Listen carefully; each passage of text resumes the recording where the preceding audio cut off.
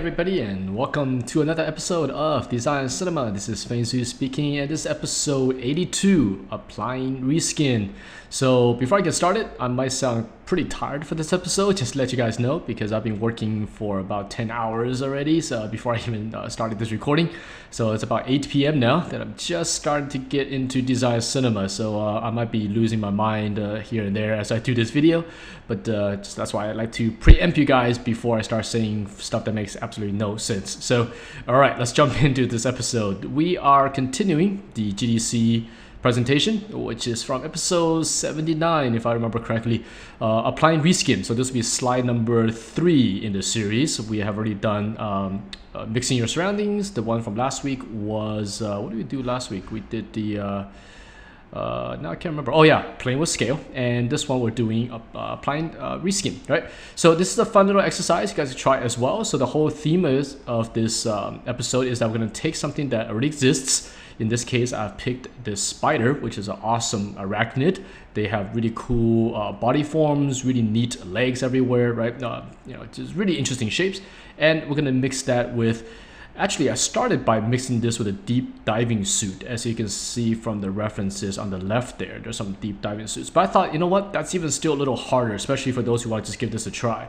Because to mix it with a diving suit, we actually have to solve a little bit of functionality. We have to make sure the joints sort of make sense, and all the gears and these type of things. And that becomes a little harder. So it is a form of reskinning, or just changing the materials out, but it goes beyond that than simply doing a reskin, because we have to do a little bit of industrial design, which could be tricky. So as I started drawing this, I decided to just do a straight up reskin, which is keep the spider form pretty much a spider, and instead of applying a organic material on top, we're going to change it to a kind of a militaristic kind of metal, hard plastic or something like that. So that way we don't have to solve the functionality of the joints as much. Now that might sound like a little bit of an easier way out, but again, we're doing this for you guys to learn, right? So once you're used to working with this method of reskin, you could then start applying the industrialization to it, which is making the joints really work. Maybe you could do a steampunk version in which all the pistons and gears and all the hydraulic systems are completely designed out. That just takes a lot of time, and unfortunately right now for Design Cinema, that's something that'll probably take me a good 2 days to figure out. So in this case, hopefully you guys get the point with this episode without me getting into heavy industrial design in terms of doing the diving suit. So alright, so I also switched up the method of approach. So the first time we used the first episode, the mixing surroundings, we were doing a kind of a photorealistic approach. The second episode was line drawing and then filling in with some colors. This one, we're doing marker first. Now, a few episodes back, I can't remember how many episodes back, but we did a episode with marker first. But the theme was spaceships, something that looks like little spaceships, and also the line drawings are a little tight. What I want to do with this one is to keep the line drawing a little bit looser, so you can have the freedom to explore and not get so caught up in a perfect line drawing. And I'll explain that as we go along here. So let's first cover the advantages of marker first. Of course, we're in Photoshop, so there isn't a marker to be dealt with in terms of a real marker. But this method was something I was using, actually I still use today, but it started way back in even 1996, around that time period, in which I was using Prismacolor Prismacolor Cool Grays and Prismacolor Warm Grays to apply this method. So what is the advantage? Like, why use this method? This kind of bizarre looking thing. Well, the biggest one really, it gets rid of that mental challenge or that mental block of working on something really precise right off the bat. Because remember, a bright piece of paper or a blank canvas could be very nervous wracking when you have nothing in front of you and you're asked to design something out of it. The blank canvas alone is scary. So, and that could actually freeze up some students, even for myself. Sometimes you work into a quiet room and you have nothing in front of you and you're like, okay, in a few hours, I got to present something kind of cool. That's really intimidating. So you want to do a couple of things to remove that intimidation. And one of it is using marker first, because it allows you to put some stuff down, but not really putting something down. Even though you see these mechs kind of being drawn out, they're not really there. And just by applying a little bit of a level adjuster, for example, I can make all this disappear. Same thing in the traditional days. When you're using marker first on a piece of paper, when you use say a 10% gray, you could barely see this marker. So only the person using it could see it. If you just walk away a couple feet, you could barely see on the paper. And two, when you photocopy that paper, that marker doesn't even get picked up. So it gives you this kind of confidence of, okay, I'm drawing, but not really drawing. So it's almost like drawing with magic marker or something.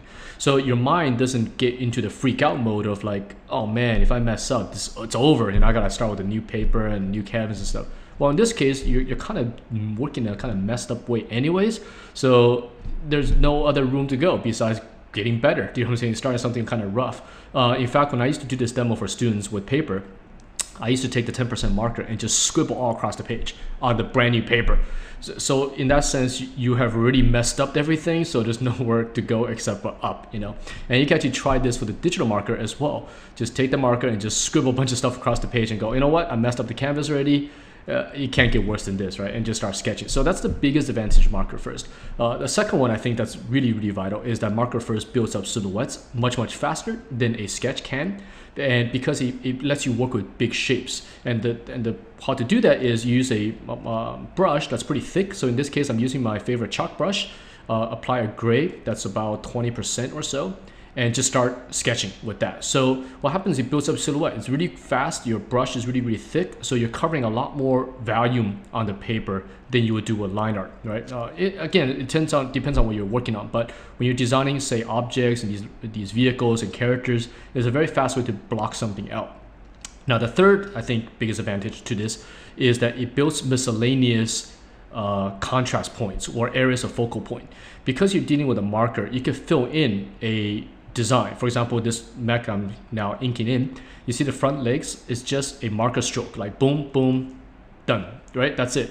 What's inside doesn't really matter, but because the marker is so thick, it fills it in, so it holds the weight in.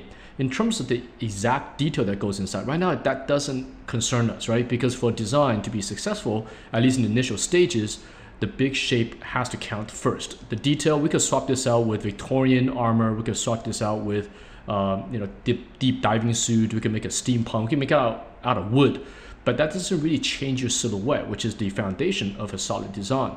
So the marker allows you to do that and hide the need for doing some small details right off the bat, but it fills in the space for those details, if that makes sense. So for example, the undercarriage of these mechs, for example, I know there's gonna be gears down there and a bunch of legs. Instead of trying to even sketch with a marker, I just take that marker and just fill it right in. So it's all just dark. And that into your brain represents stuff down there. That's all it does, right? And what kind of stuff is it? Ghiblies, gears, whatever you want to do later. But in the meantime, it fills that space up. So those are the huge advantages I see working with marker first. But really, the biggest one comes down to confidence. Even for no matter how many years you work in this business, it's always scary when you start something new, and it's never a sure thing. You can't be like, oh, I'm doing this for many years now, so it's going to be a no challenge. Every piece we go into is scary. Every piece you go into is stressful. So what you do is you teach yourself a couple of methods to calm your nerves and calm your mind before you start. Even though you watch me do these demos, it's not easy. When you watch somebody with experience doing something, they do make it look like it's easy, but deep inside it's not. It takes concentration. It takes a lot of brain cells, that you're doing this, and ton of always fighting your mind of like, okay, don't screw up, don't mess up, don't screw up, don't mess up. And that's really, that discipline really is, I think, is a big part of being a professional, is that you just don't let your nerves get to you and go through with it and try to finish it. So marker first, helps us as well, no matter how many years experience. So give it a try, yeah. And for those of you who don't want to use it in Photoshop, you could try with traditional marker. Go get yourself a Prisma, Copic, right? They all work. Get yourself about a 3%, 10%, 30%, even a 50 could work, and just start sketching and see if it helps you fight your nerves as well. Okay. All right. So now I'm gonna jump into the inking part. Once I have the overall silhouette, in this case the silhouette, I tend to like the first one actually. Then really the detail that goes inside is not the biggest killer, and that's what's the beauty of reskinning. We have started with a 90%, or actually in this case a spider is 100% successful design form. The spider is awesome. There's nothing wrong with it. It's a cool shape. And all we got to do is capture the reskin. So the marker first really was just getting the shape of the spider down, and that's it. And how you apply the reskin is up to the clients, or up to whatever you want to do for this project. In this case, I'm using this kind of futuristic metallic hard plastic mold, which is the easiest solution for the time given. But we could have reskinned this, like I mentioned earlier, out of wood, out of the steampunk material, out of fiberglass, black, what you would call it, carbon fiber, all sorts of stuff. It could all work because the silhouette is strong. Keep this in mind when you're doing something cool. One of the first rules of being cool, or looking cool, is to look cool. You know what I'm saying? Like if you're gonna pick a spider, you pick one that's really kind of neat. There are many different species of spiders and many species of scorpions and insects and stuff. And if you're gonna apply reskin, well, let's just start at 90% or 100% cool already. Then you can only go upwards. So there are some spiders maybe a little bit more boring. Maybe their proportions are a little more standardized. But there are also spiders that have very cool postures. In this case, I'm picking jumping spiders because they have these huge heads. They have these 8 eyeballs that go all around their bodies, and they look kind of cute as well, you know. And I think one of these, the one I'm drawing now, comes from a tarantula type of body form, which is very aggressive. They almost look like they're gorillas when gorillas are angry, like those silverbacks. They give off this nice aggressive form. So I decided to use that as my starting point. So the point here is that, reskin, you could take advantage of it by choosing a subject that's really neat, and then all you gotta do is change the materials out. So and that's something you guys give a try. It's something really fun. It takes away the brain frying part of design that you already start with something quite confident, something quite cool already. Then you just apply a little bit more textures, and boom, it works out quite well, right? But of course, reskin doesn't work for everything. This is something that is applied for, and especially in this case, I'm doing a very literal representation of reskinning. I'm not even really changing the spider. So when you look at this, it's like, okay, obviously it's inspired from a spider. But that's sort of the point of this episode. As you get better with this way of working, you can actually start morphing.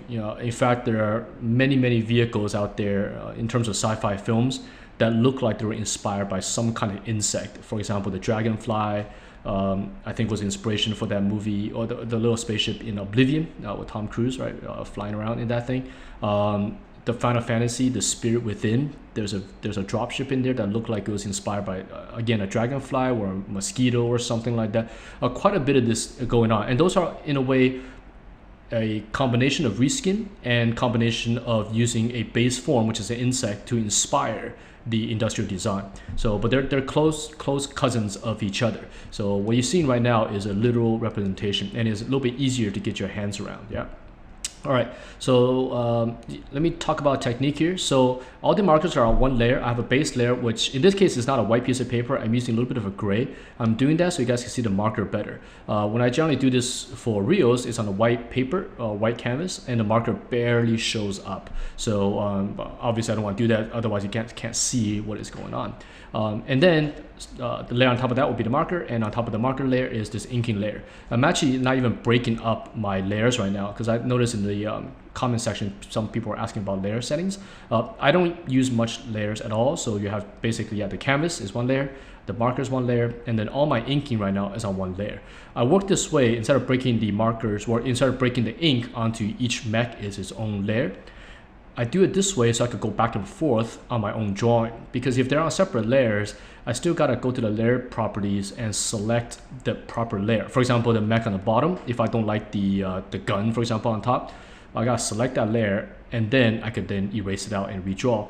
Yes, that step takes 2 seconds to do, but that 2 seconds slows down your momentum. Because when you're designing, sometimes you see a shape, like, oh, if I just cross that out and just change it, it'll look cooler. That's a very spontaneous design decision that you want to happen quickly. At least in my case, I like to just, when I'm in the beginning stages design, I don't want things to slow me down, and I find layers to actually slow me down. So I do the same thing with digital painting as well. Just paint and paint. When the time comes to start cleaning, then maybe we could start breaking things into layers. But until then, I'm working very organically, treating this almost as if it's paper. All right. So this gorilla one's starting to come out. So you can see I'm putting a more aggressive pose on him. He almost is like a spider gorilla. Even the eyes, or not the eyes, the windows of the cockpit, I purposely shaped it so it gives off a gorilla type features, right? It looks like those face and they're looking at you very, very aggressively. And that's what I want to do for the second mech here. Since we are doing design here, even being simple reskin, we still want to represent a couple of design passes if there was an imaginary client we are presenting these mechs to. We don't want to recycle the same spider. For example, the first one I started with, that jumping spider. Well, I don't want to draw that same jumping spider 4 times and just change variations here and there. That's not going to help my clients decide the overall direction. By throwing out a gorilla one, later you'll see some other variations of this. You can help the clients could be like, I really don't like the jumping spider direction, and maybe the gorilla one's kind of working, but maybe the cockpit is more like the one on the left or on the right. So the more variations you have in the beginnings of a design pitch, the easier it is for you to narrow down the designs, as well as for the clients to pick the things they like, and just raises the chances of refined design to a final stage much faster. Yeah, so, and that's something I mentioned last week as well for the giant treat fish thing in terms of doing the thumbnails. Yeah, but this is a discipline of concept art. Nowadays, concept art, illustration, marketing art, it gets a little blurry, you know, but the kind of work I still do on an everyday basis is still hardcore design only. Like we don't take on illustration type jobs. You know, for example, you know, doing a cover for a magazine or you know, art for insert or something, or load screens even. We don't take on those kind of jobs, and they're equally as fun. But the what we do really is just focusing on pre-production only. So I'm very used to pitching multiple ideas, line drawing, quick sketchings, comp paintings, and these type of things, which are not as sexy as your marketing art, which generally looks way more polished, way more refined. What we do really is the back end stuff. It's not the sexiest stuff, but it is also, you know, quite an important aspect of making a product. So, right.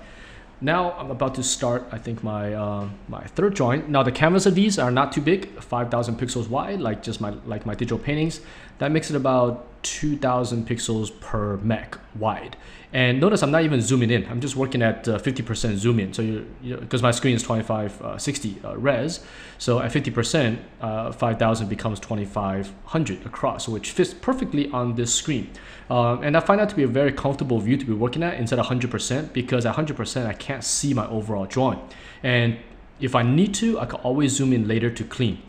And that's the beauty of working in digital versus traditional. In traditional terms, if you want a very high resolution line art, you have 2 choices. One, start with a really big piece of paper, like 11 by 17, for example, or you have a regular size paper, but you draw with a very fine pen, like a 0.1 high-tech C. Or you want to do a really ultra detailed one, you can start with a big giant piece of paper and a high-tech C one weight pen. They could, you know, draw these ultra detailed stuff. But in digital, you really have infinite resolution in that sense, because if you want to get a higher detail, just res up your canvas or zoom in, right? And 2, it actually makes your eyes way more comfortable when working. You don't have to get your face in front of the paper to add detail. Like in the traditional days, you know, during the detail phase, you see a lot of artists with their nose like right up to the paper because that's the only way to see the details. In digital, just zoom in.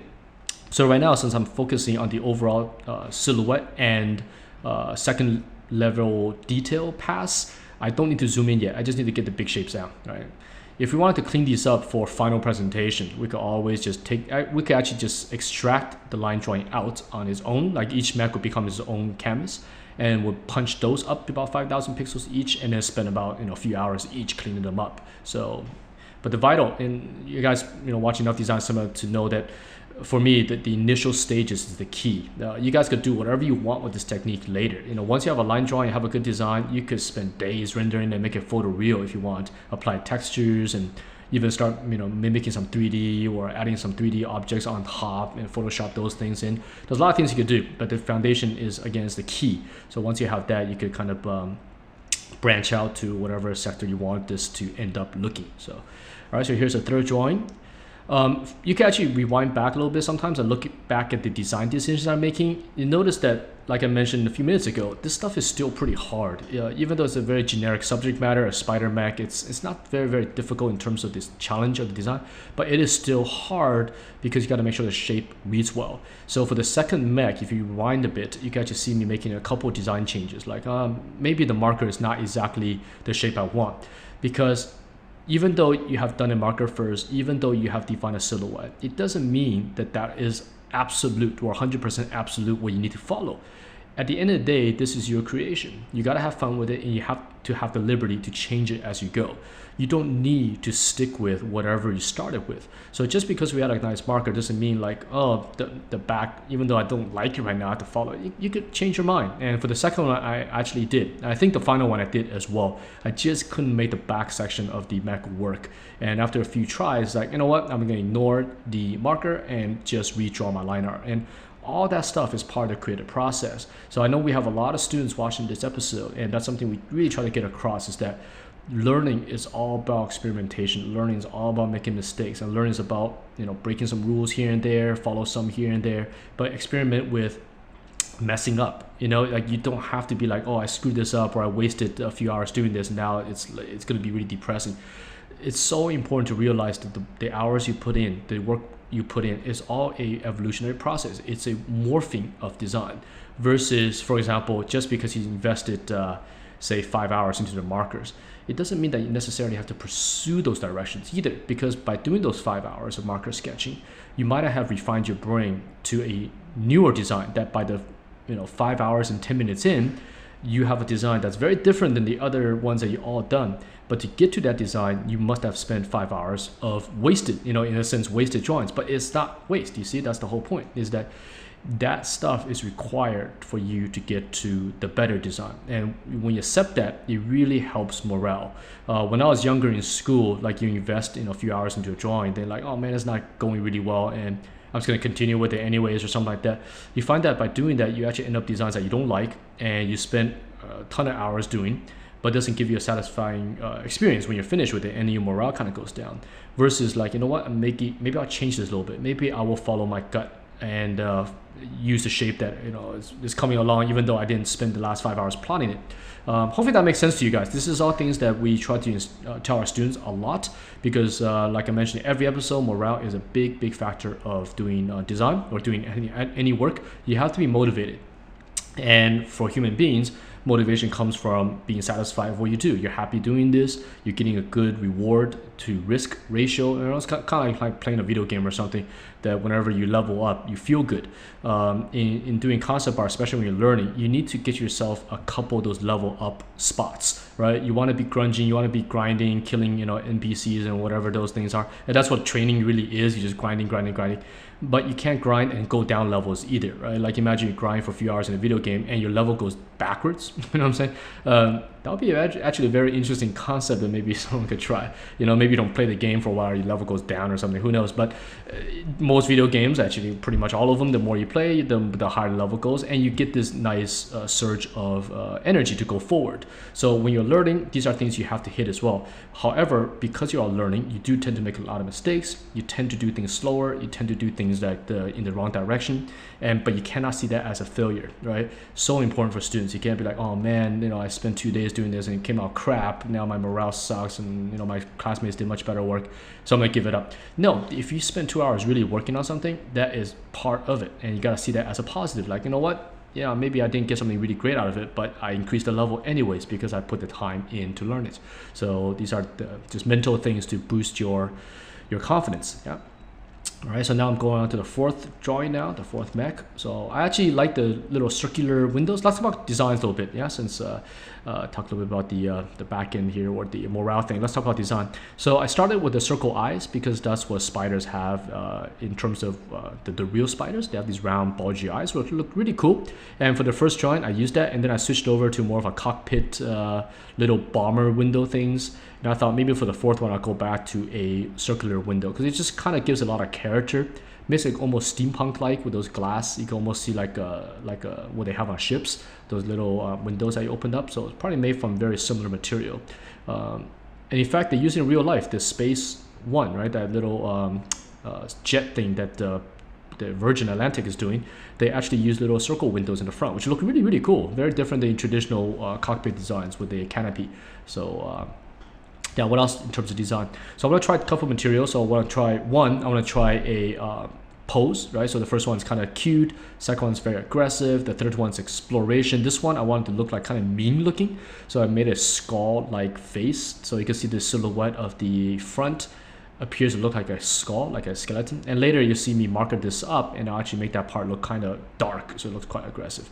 So this is the one now. Pay attention to see how many times I change it. See, I started with this design here to make the head swivel up and down, but I thought it looked quite just didn't flow right. The shapes didn't flow, so I started to like, I don't know what that is. So I deleted it. Now I'm messing with the front, and then I went back to the body again. Okay, maybe I try a different way to hold the head up. So now I'm doing another panel again, doing a axis point to make the head rotate up and down, but it just felt too heavy, felt too over designed. It's like, I don't know, man, this still doesn't work. So then I go back to working the front. I don't know what to do yet, so let's work on the top turret, because that one could probably stay where it is. So let's ink that guy in. And this is kind of the conversation my brain is having with me, with your muscles and stuff.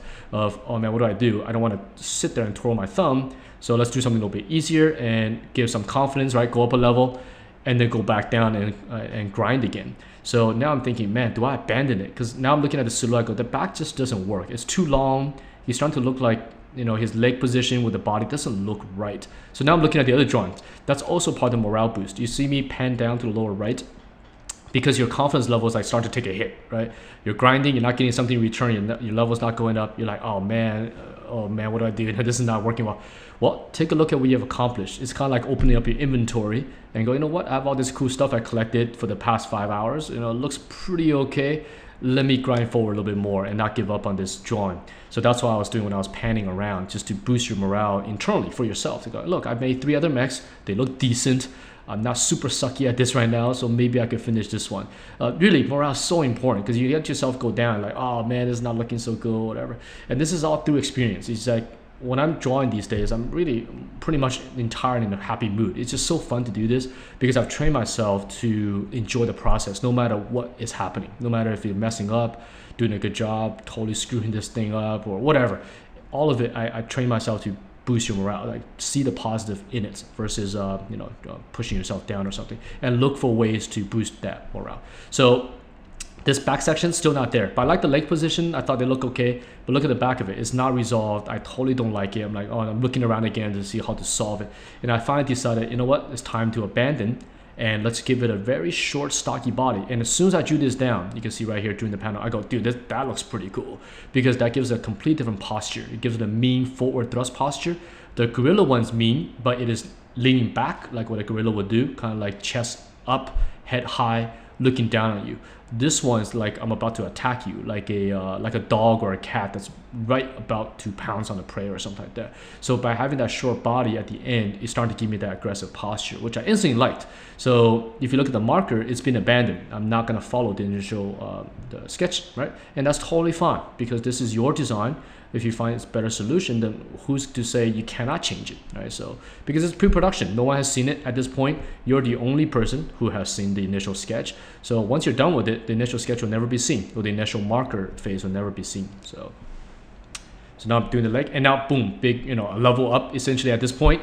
Okay, good. The design is working, so now your confidence goes up a bit. Okay, good.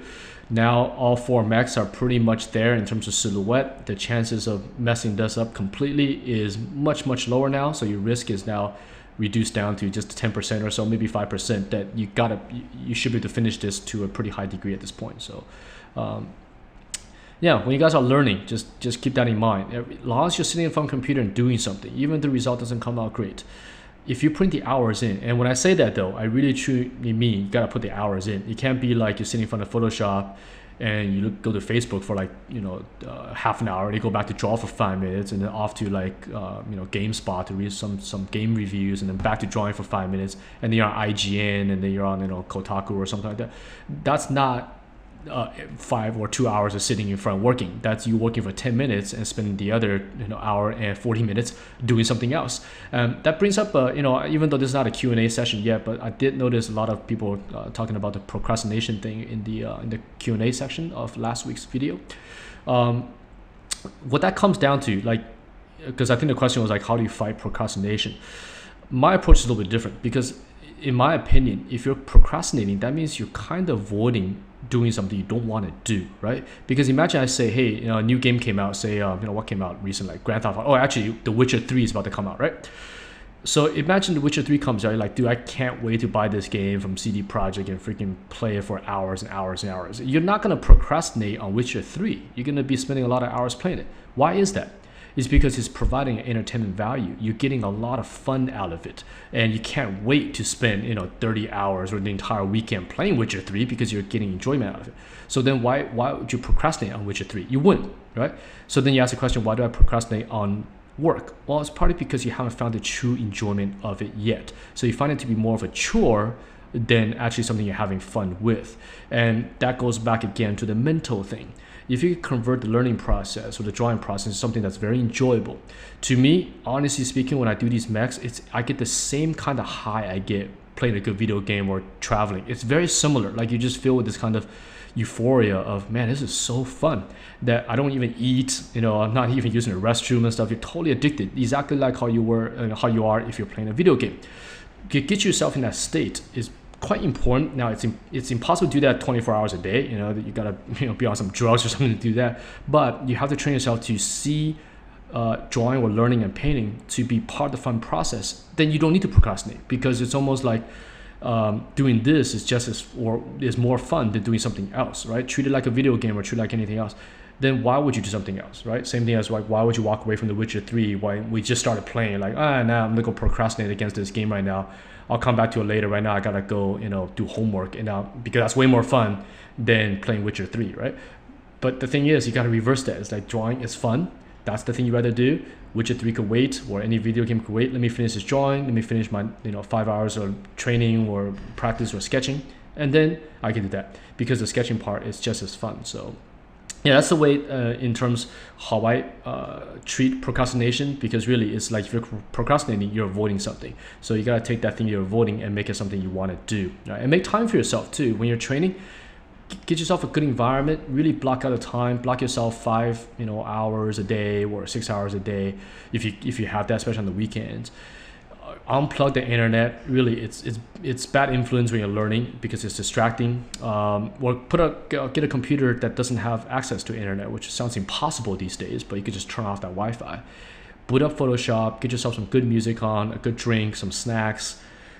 Have your phone off, and just start that clock. You know what? And just fall in love with the work you're doing. Doesn't matter what it is. You want to paint, draw characters, draw fan art. Doesn't matter. You're practicing, and if you're in that zone, really the euphoria you get from that process is so rewarding that you don't want to do something else. You're not going to try to avoid that process. And even today, after 20 years of doing this, I still get that.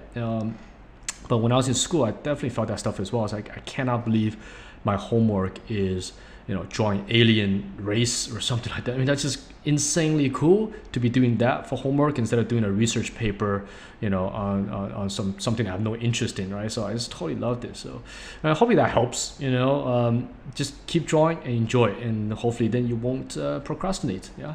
And also, if you really find studying to be hard, which it is, just turn off the distractions.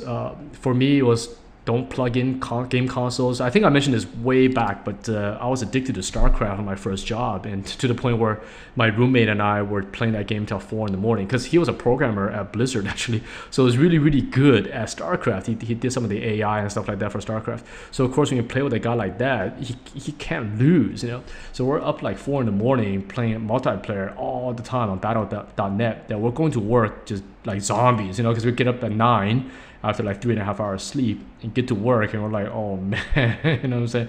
And then the thing is, you get home, you do it again, you stay up to 4 again. So by the time it's like Thursday, you're totally messing up at the office. And we're like, dude, if you keep this up, we're gonna get our butts fired because we're not putting 100% in our job. So both of us decided to take our StarCraft disc and throw it to the back of the closet, because we had this high closet that the shelf on the top, you couldn't reach it. So we decided together, went to the closet, we had our StarCraft CDs. We're like 1, 2, 3, and we just tossed it to the back. And you know what? For the first 2 days, we're like, oh man, we so miss StarCraft, But after about 2-3 days in, you're like, nothing happened. I don't miss it too much. I can always play it later. And then our work picked up, and then you start enjoying the work side of it. So that's another way to avoid procrastination, which is to avoid stuff that's going to distract you in the first place, So if you have like game accounts or video game or TV shows and stuff, set a time to do those things, because enjoying a hobby is very important as well. Playing video games, watching Game of Thrones or whatever, those are important. But set a time for that. So maybe every Saturday night, 7 p.m. to midnight is your fun stuff, video games, movies, or whatever. And then maybe Sunday you clear that for learning and painting and drawing. And during that time, you tell yourself, I'm not going to do those other things that's going to distract me, right? Discipline is important, man. You got to do that. And again, finding the fun in it. When you find the fun, you don't really care for the other stuff. So, all right, so I skipped a bunch of technique stuff. Let me just try to catch up on the video here. So I took the line drawing, put that on multiply, started a new layer, put it below the line drawing, and just filled it in with a gray. And that becomes the mask, right? Again, this goes back to the previous episode, the spaceships, a while back. Same technique. Once you have the mask, you apply the values very easily without going outside of the canvas. So that process doesn't take that long. Just use the lasso you're drawing, fill it in, clean up a little bit, and now you have this nice mask you can use. And once you have that mask, that's when you can start taking it, and really, if you want or have the time, you could paint these up to be photoreal if you want, and start texturing them and getting every single object rendered out. But in this case, I'm doing a very quick finish. So once I have the base mask, you start another layer. On top of that, the new layer is set to multiply, and I select the same gray, and multiply will make it slightly darker, and that's how you see the darker values. In this case, because I have these little spider mechs, I figured the legs would be a little bit dirtier because they're gonna be walking on the ground and stuff. So I value those to be slightly darker, and that drops the design down a bit, where it makes them look a little bit heavier by having the dark on the bottom. And make the light on the top, which is naturally how we see almost all objects in this world as well. It's just natural way of lighting, because the sun is always above us. We're so used to seeing objects lit from above. When you're in the office, light is also coming from above. When you're outside, light's generally coming from above. At nighttime, most of us are indoors, so light's still coming from above. So this is a very natural light, and things tend to be darker on the bottom. So I just quickly drop the value of darker values on the legs, and have a light come down from the top. The light is done on a different layer. So we have the base mask layer, we have the multiply layer for darkness, and then we have in there on top of that, which I set to screen, and select the same gray, and screen will take that gray and make it a little bit lighter. So that's how I'm doing this right now. So you see 1, 2, 3. So in this episode, I didn't skip anything. I mean, I skipped probably like 2 minutes or something just to clean up the bottom 2 mechs, because I thought you guys would get bored. But that probably only took 2 minutes or 3 minutes away, really. Just very small skip. So you're seeing the whole process here, nothing being skipped. So here, I think this is the part I skipped a little bit. Yeah, I skipped a little bit, just adding some line weight, just a few minutes, putting some little dots and stuff like that in there, and that's about it. And now I think I'm about to apply some dodge. Yeah, you have the mask in, so select the mask by holding Command if you're on the Apple, or Control if you're on a PC. Hold that in, and then you have the mask. Actually, I haven't started my dodge yet. I'm gonna do a local value. So local value is basically materials that is not the same color as the other materials around it. For example, a stripe, or a dark piece of metal on light. So here I'm making all the cockpit areas a little bit darker, so they look like they're made out of some kind of iron or dark metal or carbon fiber or something like that, right? So that's what I'm doing. And after this, I'll start doing a little bit of a dodge. And doing this will also break your forms out by having you're using this almost as a graphic design, the dark areas. So the cockpit then breaks out from the thing holding it. The joints of the legs, they might be black rubber or another kind of darker, like a rubbery material or carbon fiber. So that breaks the joints up, and the cockpit, of course, are broken out. So you can see here, I'm breaking the cockpit out. That breaks the windows out, and that breaks the cockpit away from the body, and gives you a little bit of a focal point on the head of this design. Yeah. So I'll continue doing that. And once this is done, I will then do the final pass of tiny bit of dodge and a little bit of highlights, and we could call this done. Yeah. So now the legs are broken out. So design-wise, I actually like, which one do I like here? I think actually the first one actually I like the best, I think. And the gorilla one, maybe the upper left corner one. So, but these are things that sometimes it's up to you. If you're doing this for clients, they always start picking whatever they like. And so you don't have too much say in it. You can always tell them which one you like. But, but sometimes as a designer, you have your personal favorites, but you don't fall in love with this kind of stuff because it's out of your control if someone else is picking it. So, this is a shadow I put in real quick so they don't float. Basically use the lasso real quick shadow, and this shadow is not accurate. It is not plotted to be 100% accurate. It's just there to serve a purpose of grounding this design to a floor. But so I'm eyeballing the shadow because I don't think it's that important, and also I'm gonna make the shadow very light, a little bit lighter than what you see here now. And so they'll kind of just be in the background more like felt than seen. So I'm not gonna spend time to plot out a perfect perspective shadow at this point. So just a really quick lasso, fill it in with airbrush, try to indicate the two little legs in the front. Right. They're not even accurate. You can see the bottom ones have the gun and stuff like that. I didn't even put the shadows in. But just make the shadow very light so it's just kind of out of the way. All right, so now I'm going to apply a little bit of gradient into the background just to look cool. And let's see, what am I doing now? I should be starting dodge pretty soon. All right, here we go. So I'm going to use the dodge, select the base layer so you don't paint outside of it. And just tiny hit for that extra fancy highlight that is almost impossible to do in the traditional days. You just couldn't do this kind of metallic shine on paper because paper is really pretty white. You can't, even if you're using Canson, it's hard to get that kind of metallic highlight that in Photoshop you could get using the dodge brush, which looks quite great. But I'm not gonna keep it purple. I'm gonna make it a little bit more gunmetal blue, I can see here. So it looks more sci-fi, I guess, industrial. And then I'm gonna do another dodge and indicate a little bit of bounce light. So using warm and blue, so blue is coming from the top to make it kind of like you're in a factory or some kind of sci-fi city. And then warm bounce as if he's standing on a ground that's being warmed up, right? So they're complementary colors, they look kind of good next to each other. So just blue and then orange. And that's about it. I mean, that kind of cleans it up. And these are drawings that are ready now for presentation. So the process overall, here I'm just experimenting real quick to see what if I make like a really dark one. So yeah, I ended up going with a kind of a lighter version. So, and that was the mask layer I was adjusting. So the mask layer to control so many different things, like change the overall color, the value of it. So I'm just playing around with that. But like I said, this is ready for presentation. The overall process, if I didn't speed this up, took about 3 hours or so to sketch, including all the reference looking and all that kind of stuff. So overall, Marker First is fast. It's fast for certain type of things. Go for character designs, go for doing this little props. Even doing some environments on Marker First works as well. It just depends on your way of working. So what am I doing now? I think I'm adding a little bit of highlights here and there, but just very minor touch-ups, little paint scratches and little tiny highlights on the joints. It's so tiny you guys probably can't even see on the video right now, but it just adds that little bit extra touch. And then finally I'm gonna put some notes in there and add a number. So we got 1, 2, 3, 4 for the clients to pick out, and that's about it. So all right, so this video is coming to an end. So continue, thank you guys for watching the video and subscribing and liking the videos. It's very helpful for us. And yeah, hope you guys enjoyed this video. Continue the questions coming in the comments below. We'll gather all that together. So when I wrap up probably 2 more videos, probably 2 or 3 more of this series, we'll get to the Q&A and then we'll go back to Let's Draw, which like I mentioned, I really want to get back into it. So yeah, it's getting pretty late. This is going to be an 11, 12-hour day for me today. So I actually didn't go too crazy. Hopefully what I said made sense. I already forgot what I said halfway through because my brain is starting to get delusional. So yeah, I hope you guys enjoyed this video. Give this technique a try. Got questions, please put it below. And I'll try to get to you guys another video, episode 83 next week as well. And I forgot, I completely blanked out what the subject matter is going to be, but something with GDC.